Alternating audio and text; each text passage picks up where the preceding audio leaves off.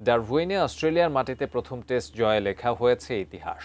অস্ট্রেলিয়ায় প্রথম সিরিজ জয়ের স্বপ্ন নিয়ে বাংলাদেশ এবার কুইন্সল্যান্ডের নতুন টেস্ট ভেন্যু ম্যাকাইয়ে খেলতে নামছে দ্বিতীয় টেস্টে। শনিবার এই ম্যাচ শুরু হবে বাংলাদেশ সময় ভোর 6টায়। এ টেস্টে জিতলে পরাক্রমশালী অস্ট্রেলিয়া ধবলধোলাই। ড্র হলেও অস্ট্রেলিয়ায় বাংলাদেশের প্রথম সিরিজ জয়। ডারউইনে 9 উইকেটের অবিস্মরণীয় জয়ের পর প্রত্যাশা অনেক উঁচুতে। তবে জয়টা যেভাবেই আসুক, বাংলাদেশের মানুষ কিন্তু বিজয় প্রত্যাশী। নাজমুল হোসেন শান্ত অবশ্য আবেগে লাগাম টানছেন। ডারউইন জয়ের তরতাজা স্মৃতিকে সহজেই অতীত বানালেন।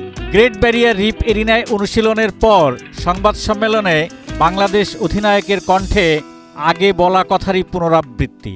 ম্যাকাই টেস্টেও ভালো খেলতে চান। ব্রেকিং নিউজ, এয়ারটেল এখন সার্কেল। 5 দিন ভালো ক্রিকেট খেলতে চাই। সো ইম্পর্ট্যান্ট এক একটা দিন এক একটা সেশন আমরা কত ভালো ক্রিকেট খেলছি, সো ওইটাই টার্গেট থাকবে।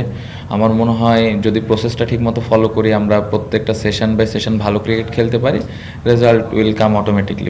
ম্যাকাইয়ের আবহাওয়া ভিন্ন, এখানে একটু বেশি ঠান্ডা, বাতাসও বেশি। তবে গত 2 দিনের পরিপূর্ণ অনুশীলনে এখানকার কন্ডিশন সম্পর্কে ভালোই ধারণা পেয়েছেন শান্তরা। বোলারদের জন্য একটা বাড়তি সুবিধা থাকবে।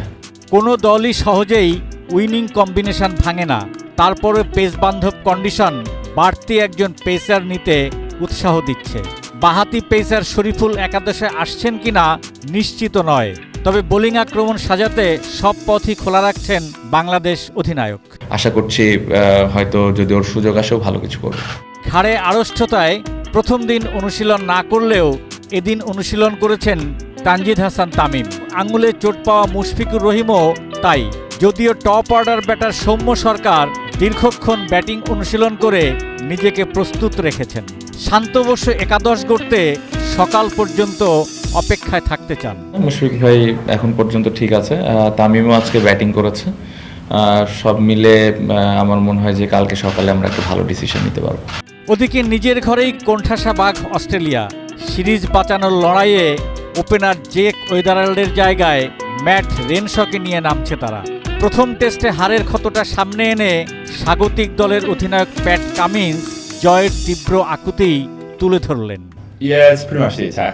বেশিরভাগ মানুষই চান আমরা প্রতিটি ম্যাচ জিতি, আমরাও চাই, কিন্তু সব সময় সম্ভব হয় না। আমরা নিজেদের সেরাটার ধারে কাছেই ছিলাম না ডারউইনে।